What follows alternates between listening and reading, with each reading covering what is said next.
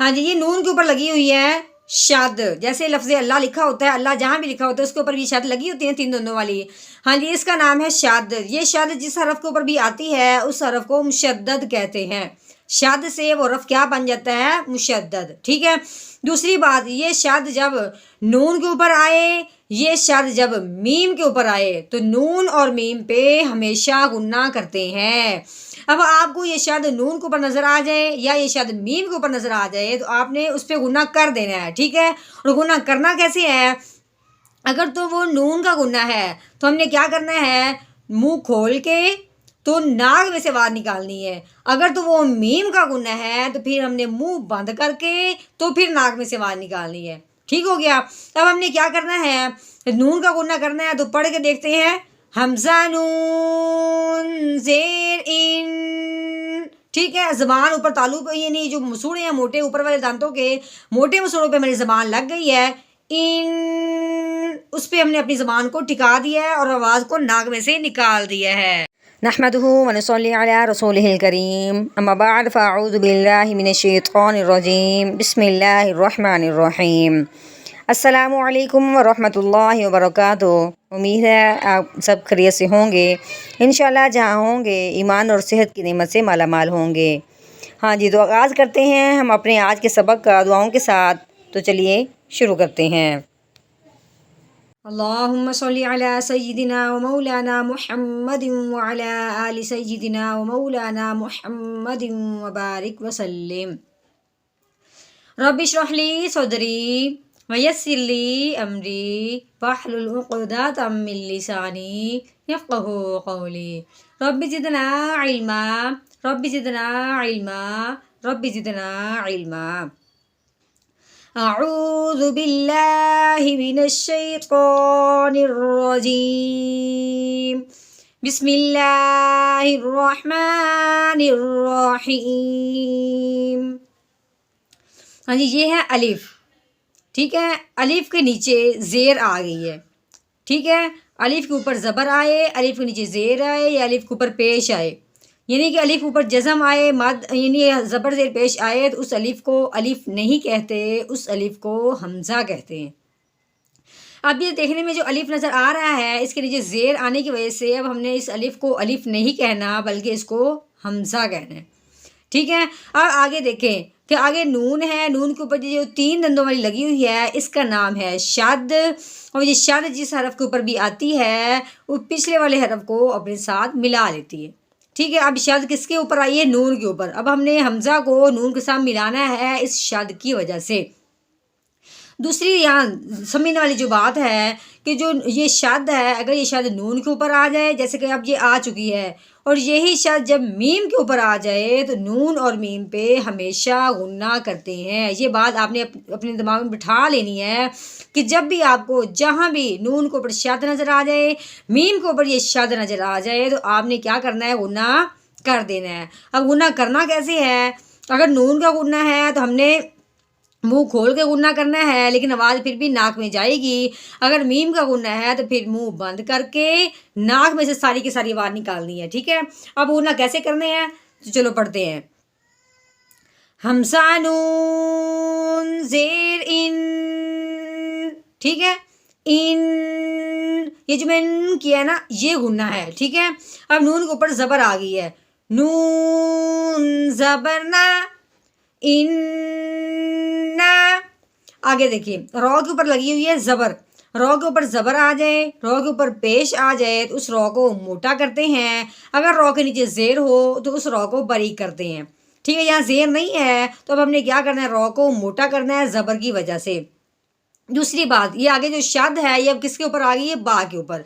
तो शद वाला हरफ क्या होता है? वो पिछले वाले को अपने साथ मिलाता है। अब हमने इस रॉ को इस बा के साथ मिलाना है, लेकिन किस तरह के? जो शद वाला जो हरफ होता है जिस हरफ के ऊपर भी आ जाए शद उस हरफ को जमाओ और ठहराव के साथ पढ़ते हैं। नून और मीम की बात अलहदा थी, इसके अलावा ये शद जिसके ऊपर भी आती है उसको दबाने के साथ पढ़ते हैं। ठीक है। और दबाएंगे कैसे? रोबा ज़बर रॉब, इस तरह होंठों को दबा देना है हल्का सा। रॉब। आगे बा के ऊपर ज़बर, बा ज़बर बा, रॉब्बा। आगे आगे काफ, काफ के ऊपर लगी हुई है ज़बर, काफ ज़बर का, रब्बा का। हाँ जी, आगे देखें, ये है लाम, ठीक है, लाम के ऊपर लगी हुई ज़बर, इसको हमने लाम पढ़ना है, ठीक है। लाम ज़बर ला, बा के नीचे ज़ेर आ गई है, आगे ये अलिफ आया है, अब इस अलिफ को हमने नहीं पढ़ना, ठीक है। अगर अलिफ से पहले ज़बर आए तो फिर हम पढ़ते हैं, लेकिन यहाँ अलिफ से पहले ज़ेर है तो ये लफ्ज़ अलिफ पढ़ने में नहीं आएगा। क्यों कि आगे ये जो लाम लगा हुआ है ना, आगे फिर ये लाम है, लाम के ऊपर क्या लगी हुई है, जज़म लगी हुई है। तो अब हमने क्या करना है, जो जज़म वाला हरफ होता है, जिस हरफ के ऊपर ये जज़म आती है उस हरफ को साकिन कहते हैं, यानी साकिन कर देती है उसको। अब ये जज़म लाम के ऊपर आई है जिसका नाम हो गया लाम साकिन। लाम साकिन है तो साकिन हरफ जो होता है वो भी पिछले वाले को अपने साथ मिलाता है, ठीक है। बालाम ज़ेर बिल लाबिल। अब देखिए मीम के नीचे ज़ेर आ गई है, रॉ के ऊपर जज़म आ गई फिर, ठीक है। अब ये जज़म किसके ऊपर आई है, रॉ के ऊपर, अब इसका नाम हो गया रॉ साकिन। जैसे हमने पीछे कहा था लाम साकिन, ये जज़म जिस हरफ के ऊपर भी आएगी हमने कहना कि ये साकिन है, ठीक है। अब ये देखें, रॉ के ऊपर ज़बर जब पेश हो तो उस रॉ को मोटा करते हैं, रॉ के नीचे ज़ेर हो तो उसको बारीक करते हैं। अब रॉ के ऊपर ना तो ज़बर है, ना ज़ेर, ना पेश, अब इसको मोटा बारीक करने का कैसे सोचेंगे, वो ये है कि हम पिछले हरफ को देखेंगे, ठीक है। पिछला हरफ ज़ेर हो तो उस रॉ को बारीक करते हैं। लेकिन इसके बाद एक और है, यानी हरूफ हैं मोटे, खुस्सा ज़ौतिन क़ीज़, ठीक है। ये जो हरूफ है इसमें खुस्सा में खौ और सौद है, ज़ौतिन में ज़ौद गईन तो है, क़ीज़ में क़ाफ और ज़ौ है। ये हरूफ है, इनका मजमूआ बनाया हुआ है खुस्सा ज़ौतिन क़ीज़, यानी ये जो मोटे हरूफ हैं अगर ये रॉ साकिन के आगे आ जाएं तो उस रॉ को मोटा करते हैं। अब हमने इस रॉ को मोटा करना है, अगर ज़ेर को देखते हैं तो इसने बारीक होना था, लेकिन आगे सौद आने की वजह से रॉ क्या हो गया, मोटा हो जाएगा। तो कैसे करेंगे, मीम रॉ ज़ेर मीर, ठीक है, मीर, सौद के ऊपर आ गई है ज़बर। अब देखिए आगे आगे अलिफ, अलिफ से पहले ज़बर आई है, ठीक है। यहाँ थी अलिफ से पहले ज़ेर, यहाँ क्या है, अलिफ से पहले ज़बर है। अलिफ से पहले ज़बर आ जाए तो उसे एक अलिफ के बराबर लंबा करते हैं। अब हमने सौद को एक अलिफ के बराबर क्यों लंबा करना है, अलिफ से पहले ज़बर आने की वजह से, अलिफ सौद के साथ मिला हुआ इसीलिए। सौद अलिफ ज़बर सौ, मीर सौ, दाल के नीचे ज़ेर है, दाल ज़ेर दी, मीर सौदी। आगे देखिए, अब आगे है वक़फ़।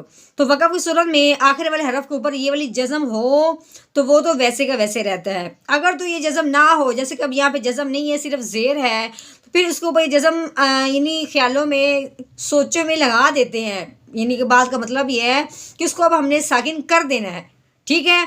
तो कैसे करेंगे, हाँ, एक और जब यहाँ साकिन होगा तो वो साकिन होने वाला हरफ कौन सा है, दाल है।